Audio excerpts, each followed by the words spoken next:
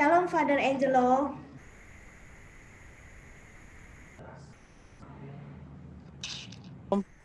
Shalom. Shalom. Shalom, Ya, shalom. Can you hear me now? Okay. yes, we can hear you. Ya, Father Angelo adalah seorang Romo yang berkarya sebagai seorang Romo Sakristi di Gereja Maria Maggiore. Beliau juga yang sedang kuliah di Roma, khusus bidang untuk penjelasan mengenai arsitektur gereja. Jadi dia memang mengerti sekali mengenai semua basilika yang ada di Roma. Kita bersyukur hari ini Father Angelo sudah bersama kita di sana, dan juga bersama kita di sini ada Pak Beni, our tour leader kami, yang akan menjelaskan dan juga akan translate dalam bahasa Indonesia. Shalom Pak Beni. Shalom Bu Yola. Ya baik, kita langsung saja teman-teman menuju ke Roma bersama Father Angelo. Oke, Father Angelo, Hello. we can start our tour. Hi. Hi, welcome again to everybody here in Basilica of St. Mary Major. And today it's not too cold. Still, we have the feeling of autumn. So we have a nice weather today. So welcome again to St. Mary Major. Baik, selamat bergabung kembali dalam virtual ini dan selamat datang di kota Roma. Dan saat sekarang ini adalah masih suasana musim gugur, di mana cuacanya adem-adem, tidak panas, tidak begitu dingin. Ya, how is the temperature at the moment, Father? It's I would say about 50, 60 Fahrenheit. Yes. Ya, itu sekitar dibilang 60 derajat Fahrenheit, yang mungkin sekitar antara 15-16 derajat Celcius. Jadi kalau kita ke Eropa pada saat bulan Oktober November ini, cuacanya berkisar antara 12 sampai 18 derajat. Jadi cukup baju jaket tipis saja sudah sangat nyaman. Okay, Father, we can continue. Yes, I'm here standing in front of the Basilica, which is dedicated to our Blessed Virgin Mary. This Basilica, as you know, is a term for not simply a church or a temple, but it's properly Basilica, meaning it has an important popular religious value attached to this Basilica. So there's two types of basilicas. One is minor and one is major basilica. This one is called major basilica. Dan Father Angelo sekarang berdiri di depan Basilika Santa Maria Maggiore. Basilika ini bukan saja sebagai gereja biasa, tapi merupakan sebuah basilika besar. Dan ini didedikasikan buat yang terberkati Santa Perawan Maria. Dan basilika ini tadi dibilang ada basilika mayor besar, ada juga basilika minor kecil. Dan ini termasuk salah satu dari 4 basilika kepausan, 4 basilika besar yang ada di kota Roma. Like this one is, there are 4 major basilicas here. This one, dedicated to the Blessed Virgin Mary. The second is St. Peter. And the third is St. Paul outside the wall. And the fourth one is the Lateran Basilica. The minor basilica, there are 3 here. So one of the minor basilica is the one we're going to visit, dedicated to the Holy Cross in Jerusalem. That's a minor basilica. But anyway, they are called basilica because they have a spiritual values. They have, for example, attached to this one basilica, there's a crib of Jesus, the icon of the Blessed Virgin Mary. And of course, this one is the basilica par excellence. That is to say, it is since the beginning of its foundation, this basilica is been dedicated to the Blessed Virgin Mary and has never been changed up to this present. Dan ada 4 basilika mayor atau basilika utama yang ada di kota Roma. Yang pertama yang kita lihat ini adalah Basilika Santa Maria Maggiore yang didedikasikan buat yang terberkati Santa Perawan Maria. Kemudian Basilika Santo Petrus, kemudian Basilika Santo Paulus, dan yang keempat adalah Basilika Santo Yohanes Lateran. Dalam virtual sebelumnya, kita pernah berkunjung ke Basilika Santo Yohanes Lateran. Ini merupakan induk gereja dari semua basilika yang ada di Roma. Kalau diurutkan menurut 4 basilika ini, yang paling tinggi adalah Basilika Santo Yohanes Lateran. Karena itu merupakan, selain basilika, itu merupakan takhta kedudukan Uskup Roma yaitu Paus sendiri. Sedangkan Basilika Santo Petrus, Basilika Santo Paulus, dan Basilika ini juga masih merupakan basilika kepausan, masuk dalam basilika utama. Tapi kalau 4 ini diurutan, kedudukan yang paling tinggi adalah Basilika Santo Yohanes Lateran.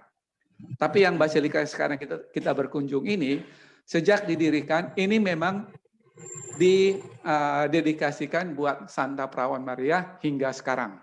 Selain itu, nanti kita juga akan berkunjung ke sebuah basilika minor, yaitu Basilika Santa Croce, di mana di dalamnya terdapat nilai-nilai spiritual yang di dalamnya adalah relikui yang berhubungan dengan Yesus sendiri, seperti serpihan kayu salib, paku yang menembus kaki dan tangan Yesus, dan masih ada lagi yang lain. So, as you could see, I just zoom you around the surrounding where the basilica is located. Here in front of you is the college. They call it Lombardy. It's a college for the priests who are studying here in Rome.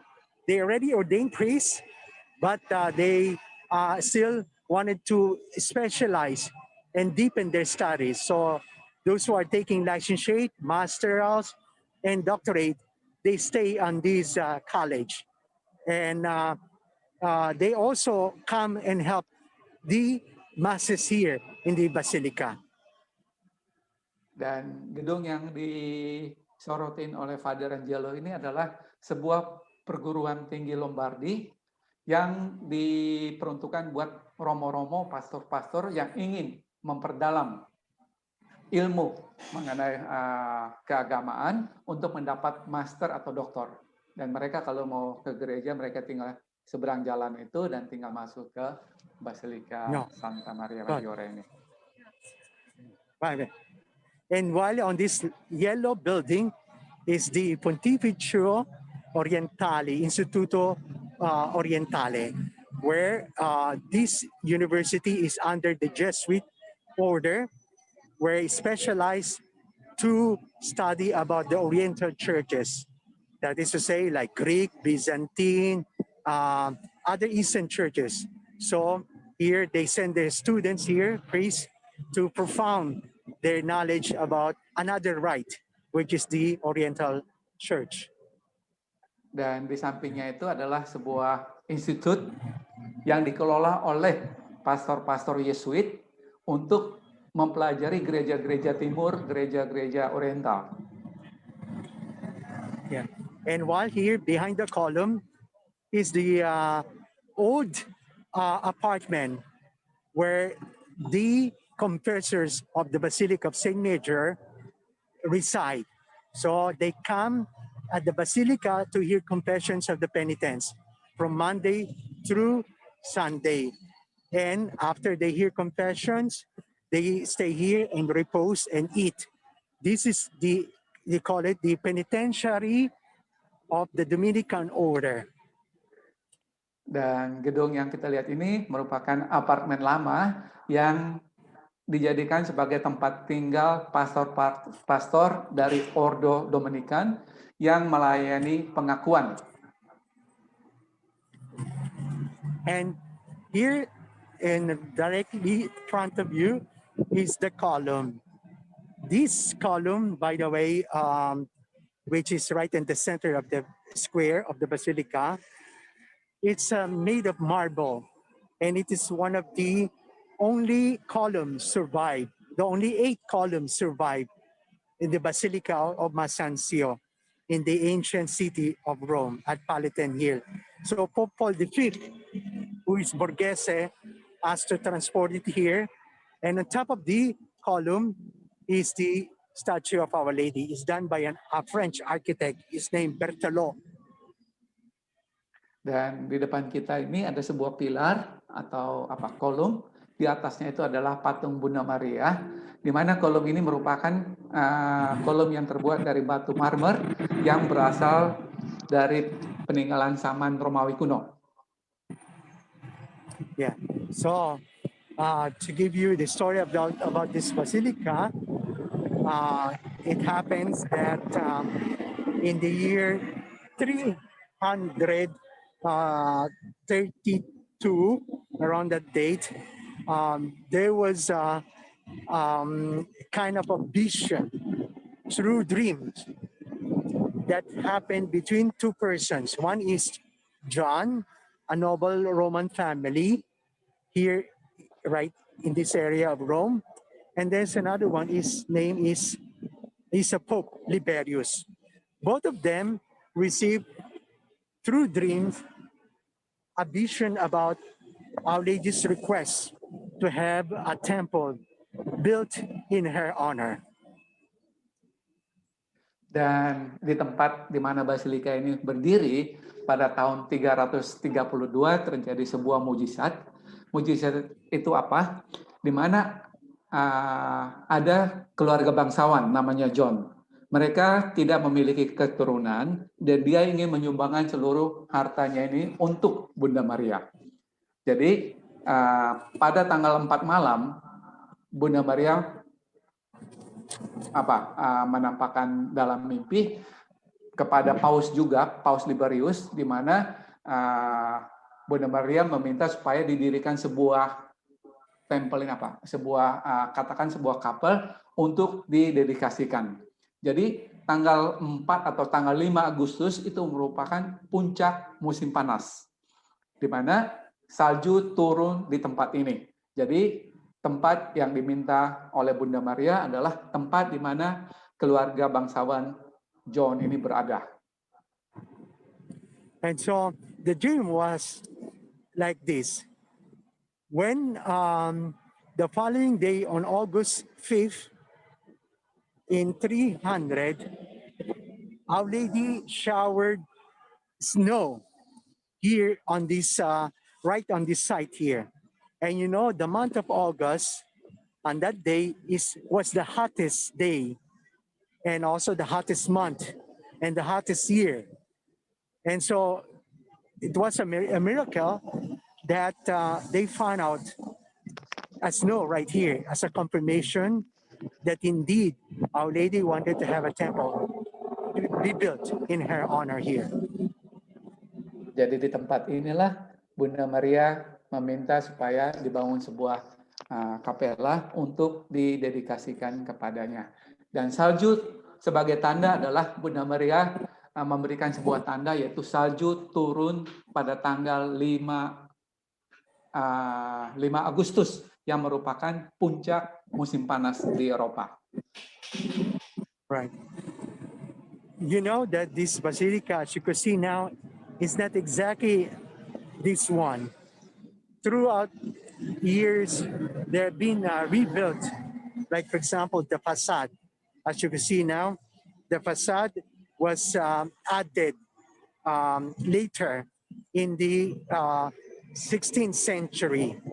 And, you know, on top of the facade, as you can see, is the bell tower.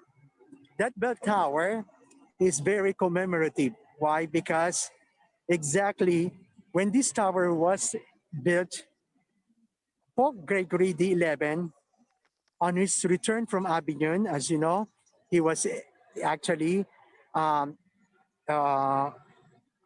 French,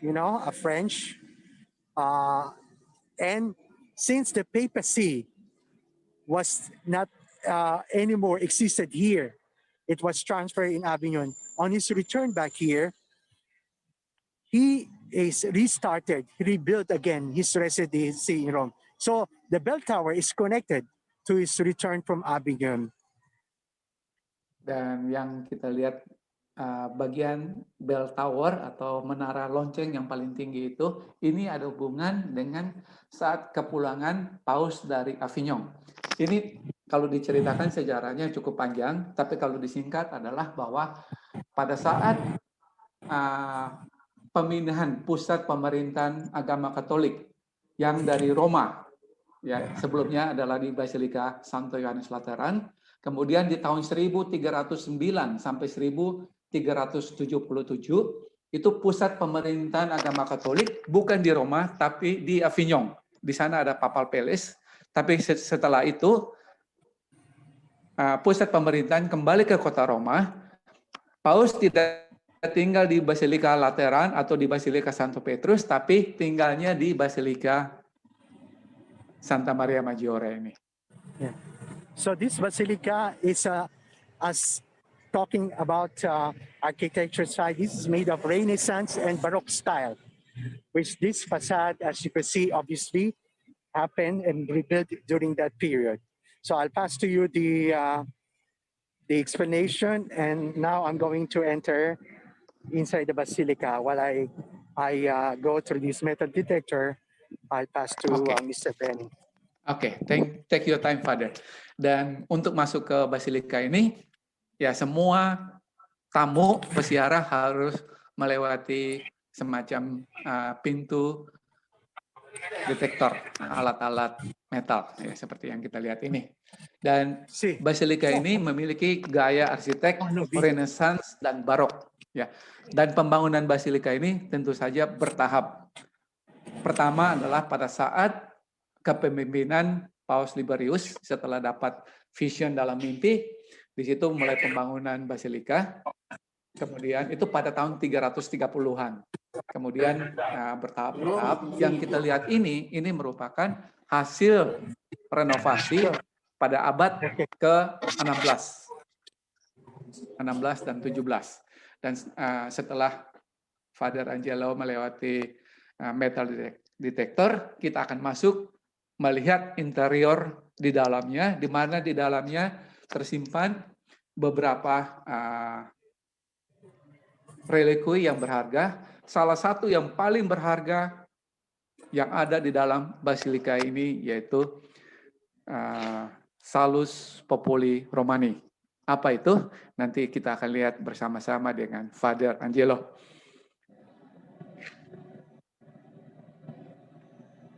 Can you still see me? Can you still see the camera? We can only hear you, Father. We cannot see your camera. Okay. Ya, bentar, Father Angelo lagi fix. Mungkin setelah lewat X-ray sedikit macet, kendala. Tapi setelah itu mungkin kita akan kembali live untuk melihat interior yang ada di dalamnya.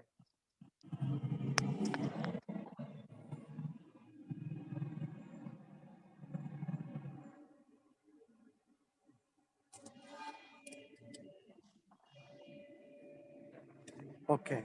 Yeah. Okay. Now it's done. Okay, Father. So here you could see I'm here in the cortile of the basilica. In front of me is the statue of Ferdinand VII, Ferdinand IV, excuse me. He's here because he's the one who provided materials like gold to decorate the ceiling of the basilica. And even up to the present, Spain is still considered as the protector and patron of this basilica. Yang kita lihat ini adalah patung dari Raja Spanyol Ferdinand keempat. Dia bukan merupakan seorang santo, tapi ini merupakan seorang pelindung, pendonor dana yang sangat besar buat basilika ini. Nah, apa yang disumbangkan itu adalah emas yang berasal dari Amerika Latin, dan itu akan kita lihat di ceiling itu apa? Langit-langit dari gereja ini. Nanti setelah masuk kita akan lihat. Okay. And here on this also, this ceiling, this cortile or courtyard, you will notice there are 4 doors here. One is the principal one, which is the main door. And on the extreme left, you will find the holy door, where on the every Jubilee year, they open this holy door. Ya, ada 4 pintu utama di situ. Salah satunya adalah pintu suci, Porta Santa, Holy Door, di mana pintu ini dibuka pada tahun Jubilee, 25 tahun sekali. Tapi pada tahun 2015-2016, Paus Fransiskus membuka pintu tersebut. Ya, Bapak Ibu mungkin masih ingat ya, tahun kerahiman. Now let us enter the basilica. Nah, sekarang And kita we akan will masuk ke find basilika. the ceiling that I'm talking to. Dan kita bisa lihat langit-langit dari basilika ini. Ya, besar, panjang, lebar, dan semua langit-langit yang kita lihat itu terbuat dari kayu dan semuanya dilapisi dengan emas. Bisa bayangkan berapa banyak emas yang dipakai untuk langit-langit tersebut. Oke, Father. This basilica still the same as been constructed in 4th century. It was Sixtus III who built this interior basilica. So that from that century, it hasn't been changed. Only it has been changed is that actually there's some added paintings and mosaics here. But the 36 columns that you can see here, they've been there since it was built by Pope Sixtus III. Dan yang kita lihat semua ini semua masih merupakan bangunan yang hampir menyerupai bangunan semula dibangun pada abad keempat. Yang baru adalah mosaik, gambar-gambar, dan bagian internal arsitek lainnya. Tapi pilar-pilar ini masih merupakan dasar dari bangunan yang pertama kali dibangun. And these mosaics that you could see, they've been there also from the 4th century. And here only has been changed where the monsignors, they were all windows here. They were all windows here, but the cardinal prelate of the basilica at the time covered this and he added more paintings.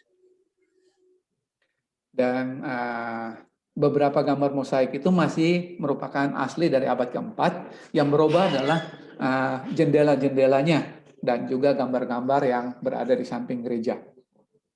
Di samping jendela maksud saya ya, samping gereja. And Pope Paul VI, on the occasion in which he declared Mary as the mother of the church. So to commemorate that event, that Pope Paul VI inaugurated the title that Mary is mother of the church, which here on this, they call it stained glass windows, reminds of that doctrine of Mary, that she is the daughter of Zion. She is also the one who listens to the word of God, and she is faithfully follow, the 10 Commandments. And also she is the mother of Jesus, the mother of the Eucharist. Dan jendela kaca yang warna biru itu adalah sebagai simbol di mana sebagai deklarasi bahwa Bunda Maria merupakan Bunda Tuhan sesuai dengan doktrin yang dikeluarkan pada waktu saat itu. And however, this pavement here, these are marbles, which dates back in the 12th to 13th century. This is very famous that you will see oftentimes in the basilica. It's called Cosmatex pavement, which is various measurement and also the materials that they use here. It's called Cosmatex mosaic marble. Yang kita lihat ini disebut Cosmatex marmer yang ditempatkan di sini pada abad ke-12 dan ke-13.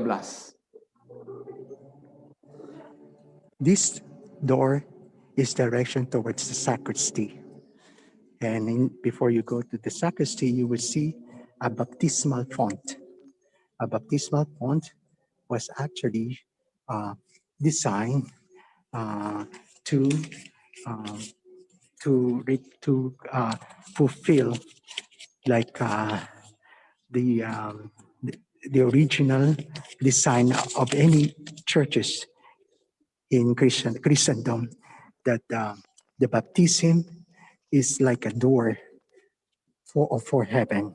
And so every basilica and church, especially in the parish, they always have this the baptism point to remember as the entrance towards the temple of the Lord. Dan semua gereja Katolik, ya, maksudnya semua gereja basilika ini biasanya ditandai dengan sebuah tempat namanya tempat pembaptisan. Jadi setiap orang yang ingin masuk bergabung ke dalam agama Katolik, mereka harus melewati atau harus dibaptis dulu untuk sebagai jalan menuju ke keselamatan. And here in this baptismal font, they call it baptistery or baptistry. You will see behind, further back, the mystery of Mary as she assumed into heaven. And on top of that, it's like a big eye inside the triangle. So it's like a simple symbol of the Holy Trinity. Now, dan di belakang tempat baptisan ini ada sebuah lukisan atau mosaik yang menggambarkan mengenai Bunda Maria diangkat ke surga. Dan di sudut agak atas bentuknya seperti segitiga, itu sebagai simbol Tritunggal Maha Kudus. So here on my right is actually the sacristy. Here where we work for example, for every pilgrims who come here just to have a mass celebrated inside the basilica, we also prepare vestments for the cardinals and monsignor. So our task here is sacristan. We also turn on the lights early morning before the basilica opens, and we are also in charge of closing the basilica. So a sacristy is for us is very busy schedule, busy work. Tempat ini adalah pintu masuk ke sakristi, di mana di dalamnya terdapat pastor-pastor yang mengatur seluruh kegiatan yang ada di basilika tersebut. Dari menyalakan lampu, mengatur jadwal misa, dan lain sebagainya. So I will walk back now inside the basilica, which I'm going to bring you to the side chapel, where it's very interesting. You will see, for example, the chapel of the crucifix, where there are some important collections, like the handkerchief of Our Lady that he gave it to Jesus, also the true cross, the piece of the true cross, and some of the relics of the saints that are, for example, founders and foundresses, and also some of the apostles. Yang kita lihat ini merupakan salah satu kapela, namanya Kapel Salib, di mana di dalamnya terdapat beberapa relikui, diantaranya adalah sapu tangan dari Bunda Maria, kemudian relikui dari Santo Lukas, dan masih ada lagi relikui lainnya di sini. Ya. Kadang kalau kita punya grup mau pengen misa, kita adakan misa juga di kapela tersebut. So this basilica is the basilica that well known by the fact that this is the only basilica that originally erected to commemorate and to honor the Blessed Virgin Mary. Because when the dogma of the Mother of God was proclaimed, so right away, this same basilica dedicated to her, it was enlarged, as you can see now. And the many, many names are given to this basilica. First, it was given to the title Mary. No, Mary as the uh, Mother of God. And also is known as Basilica of Liberiana, because the Pope who built this one was Pope Liberius. And also this name is called Maria ad Neves because of the miracle of snow that happened here, which I recounted to you. And then lastly, this is also known as the Basilica of the Crib, because here we have the crib of true woods from Bethlehem. Ada beberapa nama dari basilika ini ya. Sebelumnya disebut perpustakaan Liberian, kemudian gereja Bunda Maria yang membuat mujizat salju, kemudian Basilica of the Crypt karena di dalamnya terdapat relikui dari tempat Yesus dilahirkan, itu palungan. Ya, palungan Yesus itu ada di dalam basilika tersebut. Dan selain itu yang terakhir adalah basilika yang didedikasikan buat Santa Perawan Maria sesuai dengan Konsili Efesus pada tahun 431 yang menyatakan bahwa Maria merupakan Bunda Tuhan. Here we are inside the chapel dedicated to two popes. But the chapel's name is Pope Sixtus IV. Sixtus IV is a Franciscan Pope who did a lot of and major rebuilds and enlargements of many basilicas here in Rome. So you could see on my right side is the statue or his image there, which we call it the section of the Franciscan chapel.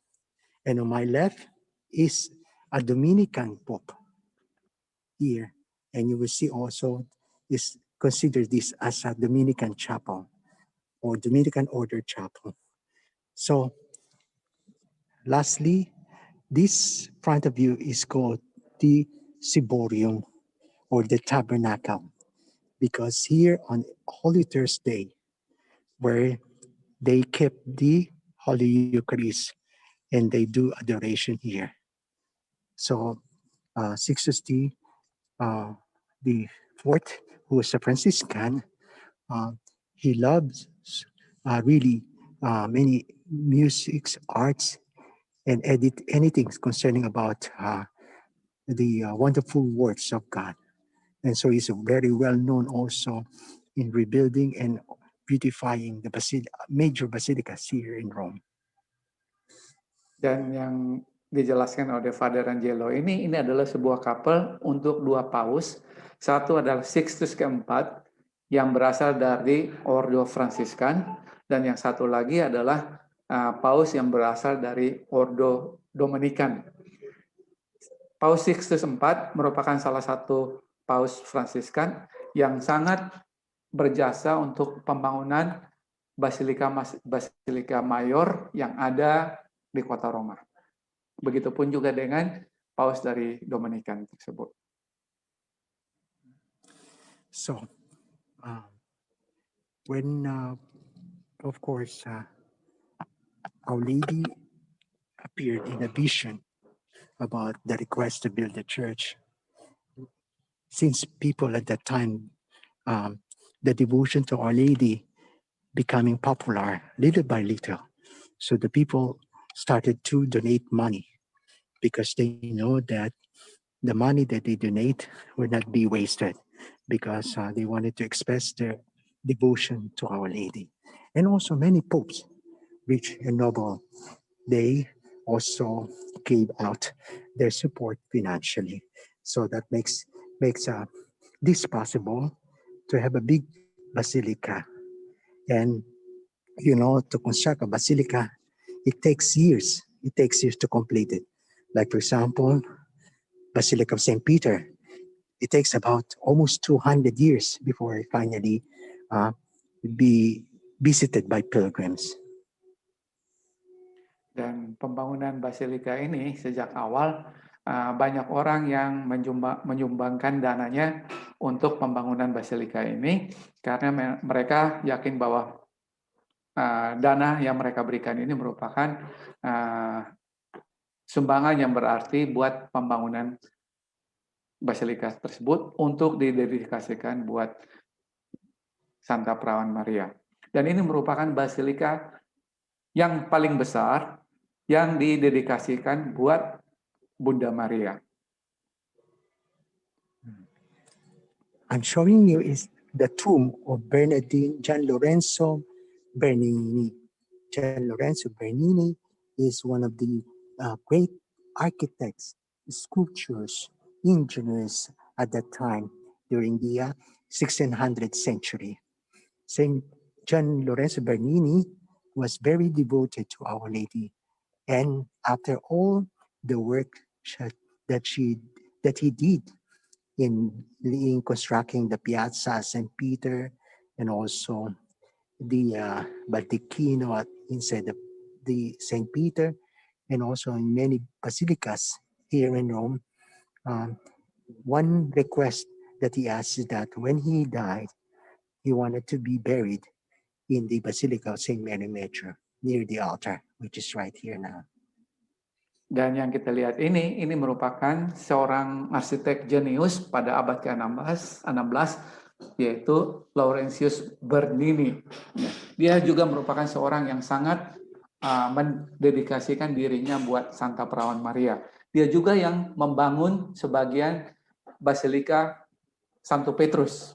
Dan sebelum dia meninggal, dia meminta supaya kalau suatu saat dia meninggal, jasadnya disemayamkan di Basilika Santa Maria tersebut.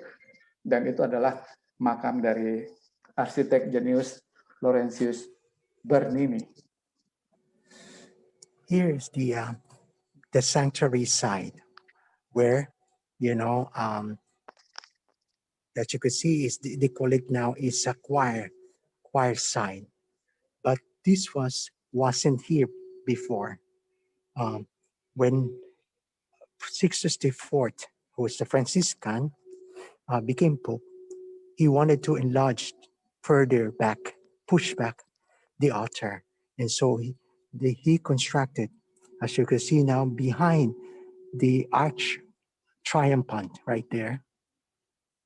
And he pushed back the presbytery further back. And you will notice that this Pope, on the apside, he added some of the famous Franciscan saints like Saint Francis, Saint Anthony, and others, Saint Bonaventure, and other Franciscan saints. So this is also where, which we cannot see now, is the depiction of the mystery event of the life of Mary, like her death, her birth, her death, her assumption, and her crowning. Yang kita lihat sekarang ini merupakan bagian perluasan basilika yang dibangun oleh Paus Sixtus keempat, seorang dari Ordo Fransiskan.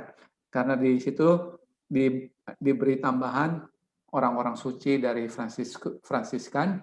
Kemudian di situ juga terdapat gambar atau mosaik dari kehidupan Bunda Maria saat menerima kabar gembira, kemudian saat yang angkat ke surga, dan lain sebagainya.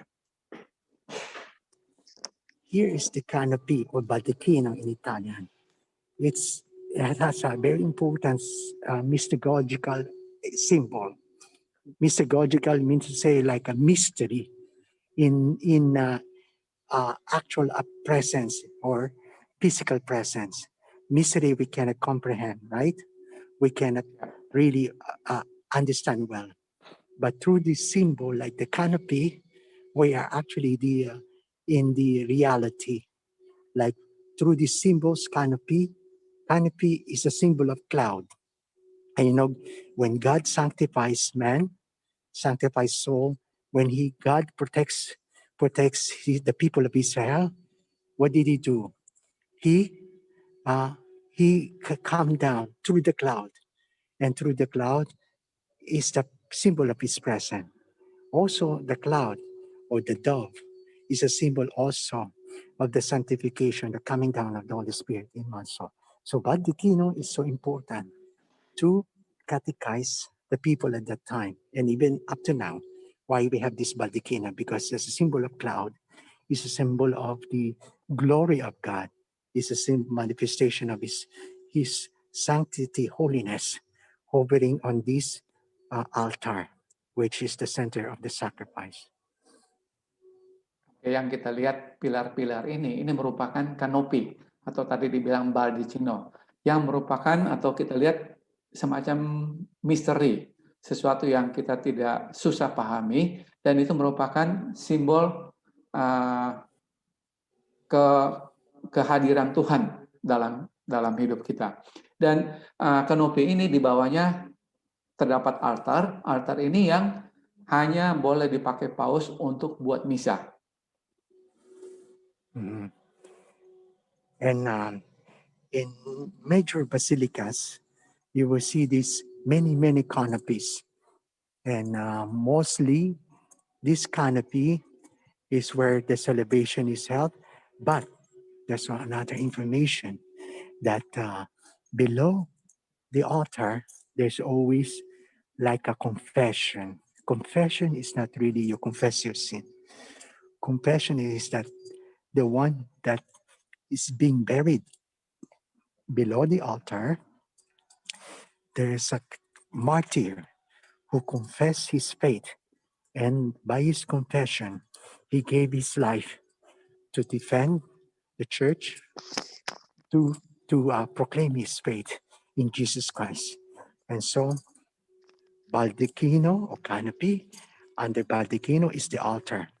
Below the altar is what we call confession. Dan umumnya di bawah altar yang tadi kita lihat itu disebut confession. Confession apa? Itu adalah para martir yang mempertahankan imannya akan kepercayaan terhadap Yesus Kristus, yang mengorbankan hidupnya demi mempertahankan iman akan Yesus Kristus.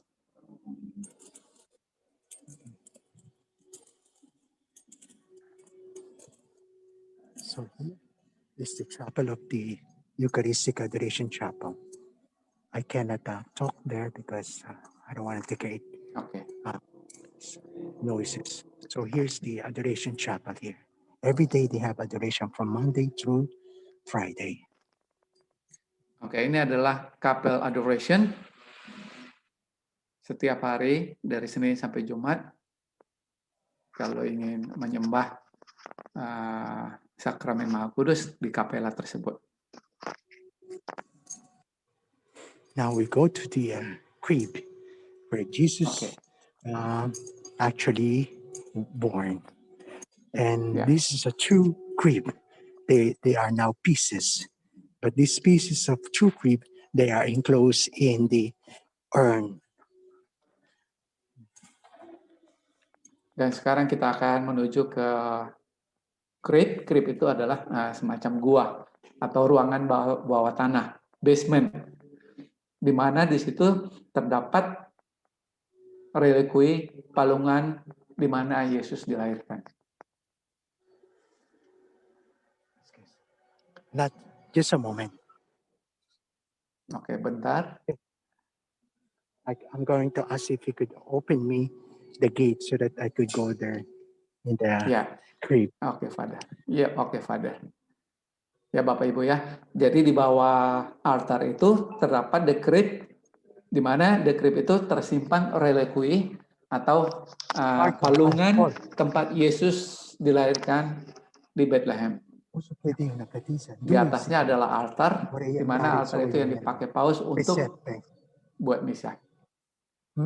Dan di situ juga terdapat gambar Salus Populi Romo. Nanti akan dijelaskan oleh Romo ya. Okay, I just go around, go way back there again. You can enter. Yes. Okay, that's good. I'm And then we following can him see because, the Salus Populi Romani. yes. Thank you, Father. No. Oke, ini karena Romo ya satu keuntungan buat kita, jadi pintu akan dibukakan, kita akan melihat dekret tersebut. Ya mungkin karena grup spesial dibukakan juga buat Bapak Ibu semuanya. Bersyukurlah selalu.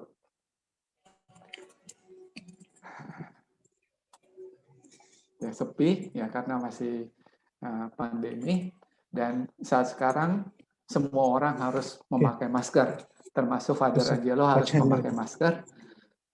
Kalau ketahuan tidak memakai masker, itu langsung diciduk, ditahan, ya kena denda. Makanya masih tetap harus memakai masker. La presepe. Chi? Sì. Aspettate. Adesso. Non sapevo, sì. Ya, petugas ya. Ngomong dalam bahasa Italia.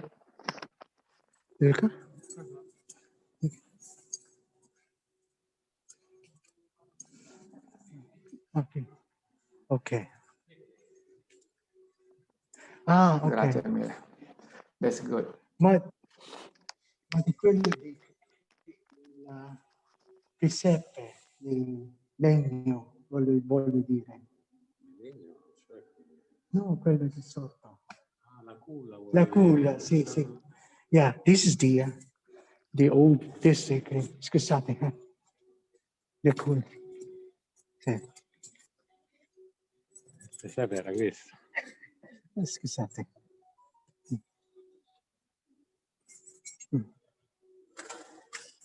La culla. Sì, okay. Sì, briciolente, li spostiamo senza fare il giro così lungo. Questo mio amico che forza, non so se lui è sempre Lazio o Roma. Se da Roma io famo No, diciamo Lazio, no? Ti ricordi? Ok. Now I can go 3 closer.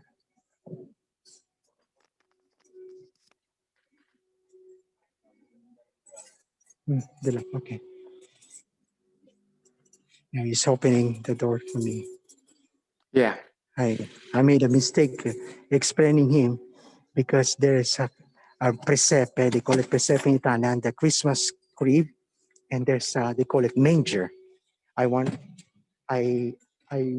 the manger, not the they call it the Christmas crib. So he brought me to the Christmas crib, and now he's bringing me to the culla. The culla. Ya, ini khusus untuk kita ya.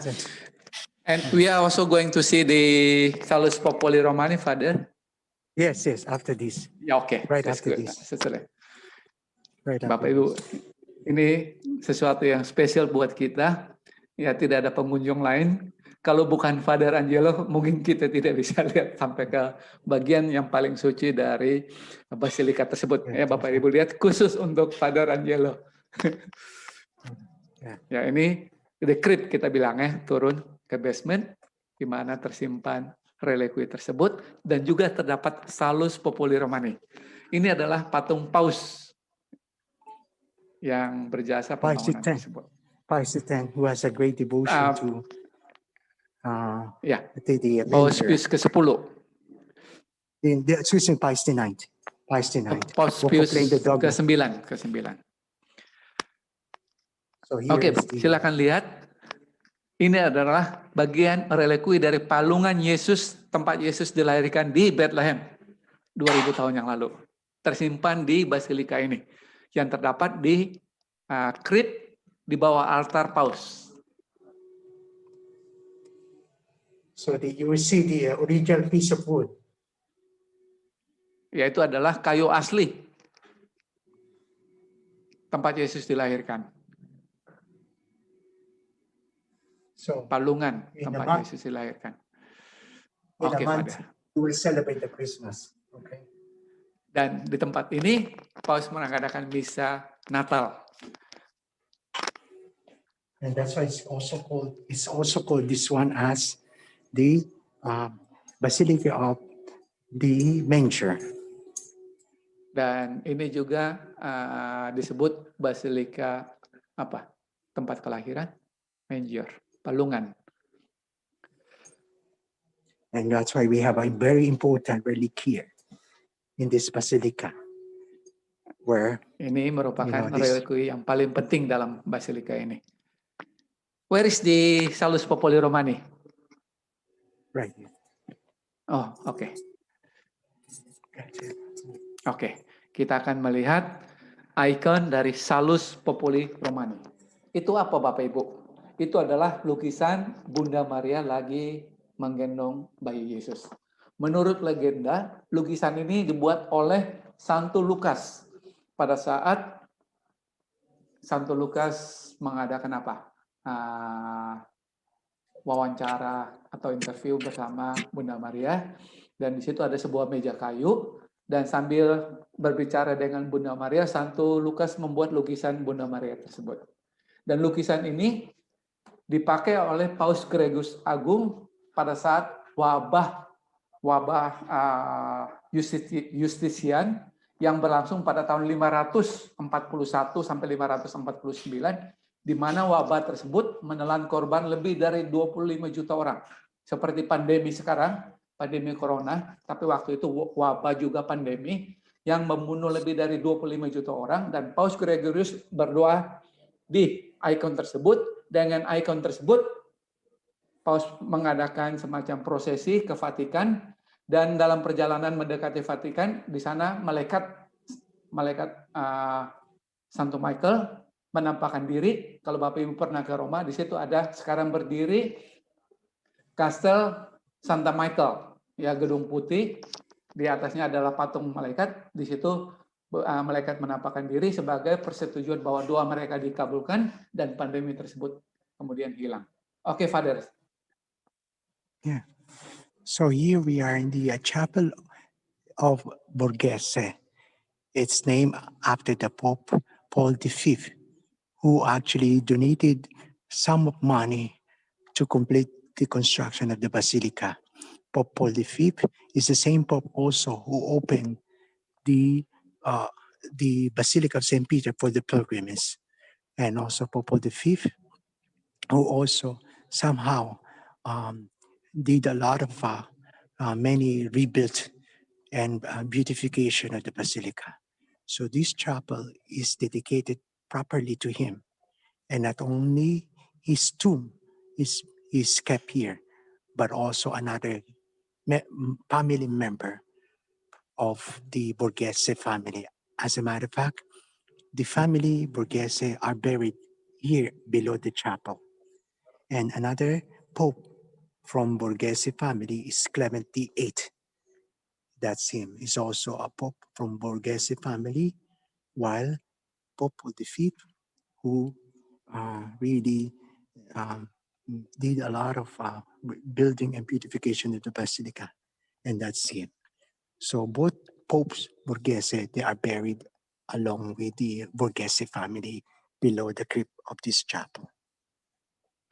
Ini adalah Kapela Borghese. Borghese itu adalah nama keluarga yang sangat kaya, tapi juga di mana keluarga ini juga terdapat dua paus, yaitu Paus Paulus ke-5 dan Paus Clement ke-8, di mana keluarga Borghese ini banyak menyumbangkan dana untuk pembangunan basilika ini, dan untuk mendedikasikan jasa-jasa mereka.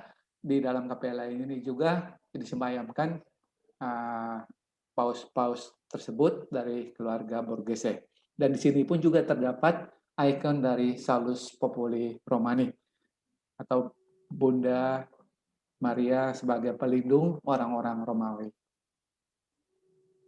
And as you already recounted, as everybody knows, that every time the Pope travels outside Italy, he always passes here.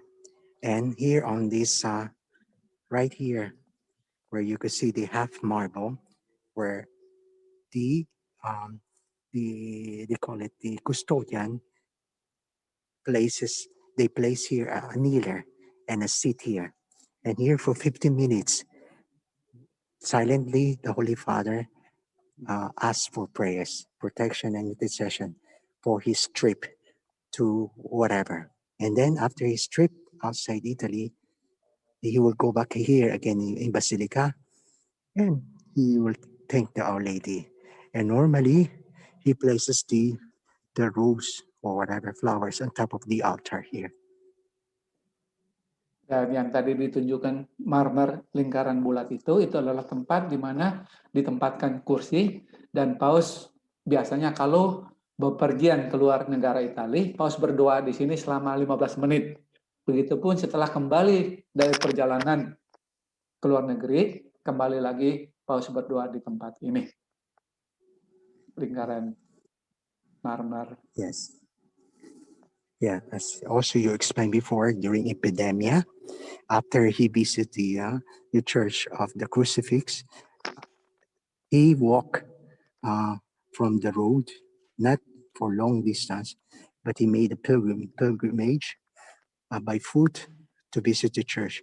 He did it also here at the Basilica of St. Mary Major. Ya, dan terakhir Paus Fransiskus pernah berdoa di sini pada tanggal 15 Maret tahun 2020. Selain dari berdoa di ikon Salus Populi Romani ini, Paus juga berdoa di Salib Kudus. Ya, ada dua ikon yang pada saat pandemi bulan Maret lalu Paus berdoa, satu di ikon ini, satu lagi adalah salib yang berada di kota Roma juga. And you see the monogram of the Borghese, which is written here now on the right in the middle of the basilica. It simply is saying that this chapel is Pope Paul V, the highest pope or highest priest of the Roman Catholic Church in the year 1611. Nah, itu adalah monogram yang berada di marmer lingkaran itu sebagai informasi bahwa pada tahun 1611 Paus dari keluarga Borghese merupakan pemimpin tertinggi dari umat Katolik sedunia. And of course, not only this Pope, Borghese Pope, who really beautified this basilica, but there are also many popes as well, who, because of their out of devotion to Our Lady, they also added support and also contributions to make this basilica as a really Dane temple to Christ in honor of the Blessed Virgin Mary. Ya, bukan saja paus dari keluarga Borghese, tapi banyak paus yang juga sangat mendedikasikan dirinya buat Bunda Maria juga. Mereka sering ke Basilika sini untuk berdoa. Termasuk Paus Fransiskus yang sekarang setelah terpilih menjadi paus, hari berikutnya paus datang berdoa di Basilika tersebut. So lastly, before we proceed to our next virtual tour, I'll show you this image, which is placed here under the request of Pope Benedict XV.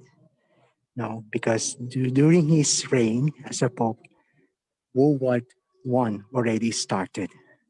And so he cannot bear the weight and the confusions and fear of First World War I. So he asked image of Our Lady to be placed on the Basilica of St. Mary Major, which you could see the statue is expression of sadness. And also you could see the baby Jesus holding the olive as a sign of peace. It's directed towards below. And Our Lady with the left hand stretching her hand as a sign of imploring peace and also to end the World War I. Ya, yang kita lihat ini adalah patung Bunda Maria dengan kanak-kanak Yesus. Dengan patung ini Bunda Maria wajahnya sangat sedih karena dibangun pada masa pemerintahan Paus Benediktus ke-15 pada masa Perang Dunia Pertama. Jadi itu sebagai simbol di mana Bunda Maria merasa sangat sedih dengan Perang Dunia tersebut, dan juga tangan kiri Bunda Maria mengangkat itu adalah sebagai tanda untuk perdamaian, dan juga kanak-kanak Yesus itu mungkin kita tidak lihat jelas itu lagi memegang daun olive, daun zaitun sebagai simbol perdamaian. Nah. So, okay. I'll switch with you, Mr. Benny, and then we Okay. proceed our visual tour to Holy Cross in Jerusalem. Oke, Mbak Benny. Baik, Bapak Ibu semuanya, itu adalah kurang lebih gambaran dari Basilika Santa Maria Maggiore yang merupakan salah satu basilika utama yang ada di kota Roma. Dan masih banyak, tentu saja masih banyak hal lain yang kita bisa. Ya, jadi Bapak Ibu mungkin sudah ada sedikit gambaran jelas mengenai basilika, 4 basilika utama, yaitu Basilika Santa Maria Maggiore ini, Basilika Santo Yohanes Lateran, Basilika Santo Paulus, itu semuanya berada di kota Roma. Sedangkan kalau Basilika Santo Petrus, walaupun berada di Roma, tapi itu berada di negara Vatikan. Ya, berada di negara Vatikan yang merupakan negara yang merdeka berdiri sendiri. Sedangkan 3 yang lainnya itu berada di kota Roma. Propertinya ini merupakan properti dari Vatikan. Tapi daerah sekelilingnya adalah berada di kota Roma. Thank you so much, Father Angelo. Kita akan kembali lagi ke Ibu Yola. Okay. Thank you, Pak Benny. Thank you, Father Angelo, for the virtual tour today. It is excellent and the weather also so nice in Rome. Thanks God. Semoga virtual tour ini menjadi berkat bagi kita semua.